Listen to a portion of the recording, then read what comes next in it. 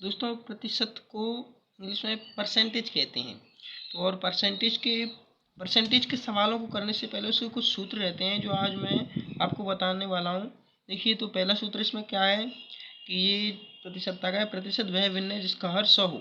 प्रतिशत का मतलब क्या है कि जिसका हर 100 हो। मान लीजिए 50% लिखा है, 50%, तो इसमें जो प्रतिशत है इसका मतलब क्या होता है, 50/100। ठीक है, 40% है तो इस प्रतिशत का मतलब है बटे में 100, तो ये प्रतिशत हट जाएगा। और आगे देखते हैं, x प्रतिशत का अर्थ है किसी वस्तु के 100 बराबर भागों में से x भाग, इसे x प्रतिशत कहते हैं। इसका मतलब वही है, x प्रतिशत इक्वल टू x बटे 100। जो अभी मैंने बताया, x प्रतिशत इक्वल टू x बटे 100, या x की जगह हम कोई सी भी संख्या रखेंगे तो देखिए 40% इक्वल टू 40/100, या 30% इक्वल टू 30/100। ऐसे प्रतिशत का मतलब ये होता है x प्रतिशत इक्वल टू x/100। ये चीज़ आप हमेशा याद रखना। आगे चलते हैं, जैसे इसमें उदाहरण भी दिए हैं जो मैंने आपको बता दिए हैं। अब है भिन्न को प्रतिशत में व्यक्त करने के लिए सूत्र। तो ये सूत्र आप देख लो। आप लोगों को मैं एक सूत्र बताता हूँ कि कोई भिन्न मान लीजिए 1/2 है, इसको हम प्रतिशत में कैसे बदलें। तो देखिए, आप एक बात हमेशा याद रखना, एक एक क्या होता है, हमेशा 100% होता है। क्या होता है, 100%। क्यों? क्योंकि हम किसी भाग का कहते हैं आधा, तो उससे कहते हैं 1/2। तो 1/2 मतलब ये एक हमने पूरा 100 माना है, एक को 100 माना है। तो ऐसे ही देख लेते, एक 100% है, और 1/2 50% है, 1/3 33.33% है। तो अब ये मैं निकाल कैसे रहा हूँ, बात आती है कि ये मैंने निकाल कैसे रहा हूँ। तो इसके निकालने की तकनीक ये है कि जैसे कोई सी भिन्न हमारी, जैसे 1/2 ही मान लो, तो इसमें हम 100 का गुणा करेंगे, और जो काटा पीटी करने के बाद जो आएगा हमारा वही उसका प्रतिशत हो जाएगा।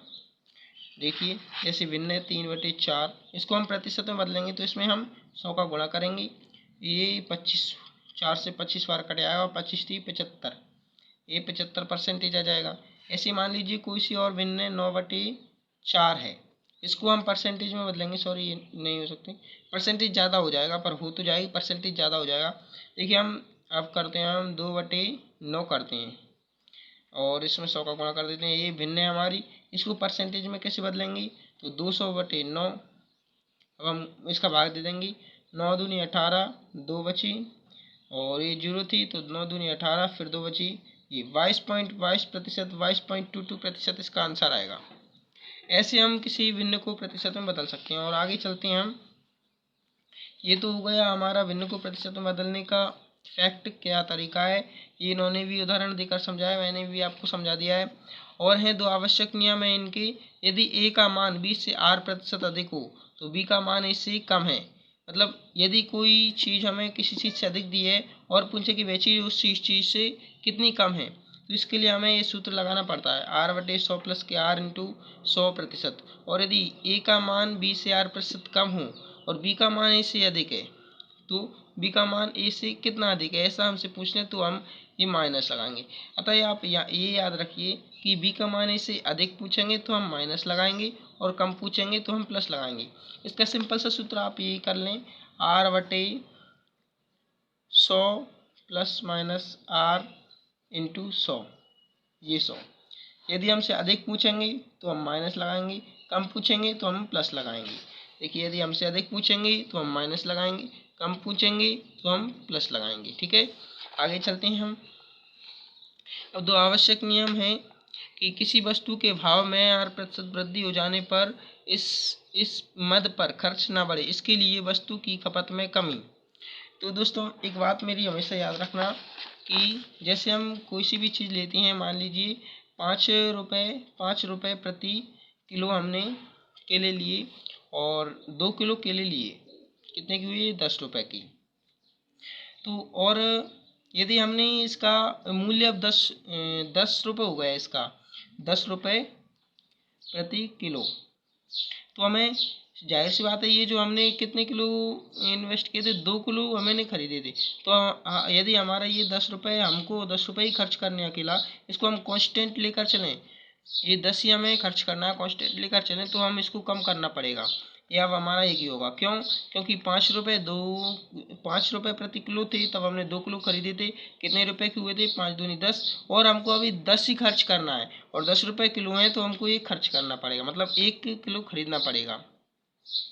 तो आपको बात समझ में आ गई होगी। इसी प्रकार से ये है कि किसी वस्तु के भाव में 8% वृद्धि हो जाने पर इस मद पर खर्च न बढ़े, इसके लिए वस्तु की खपत में कमी है। ये वही वाला सूत्र है जो हमने ऊपर पढ़ा था।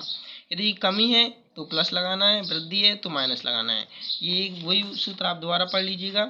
क्या है? R/100 plus minus R/100। ये वाला सूत्र आपको हमेशा याद रहेगा, मतलब रहना चाहिए, तभी आप परसेंटेज के सवाल कर पाएंगे। और देखिए, और सवाल और भी कुछ फॉर्मूलाज हैं।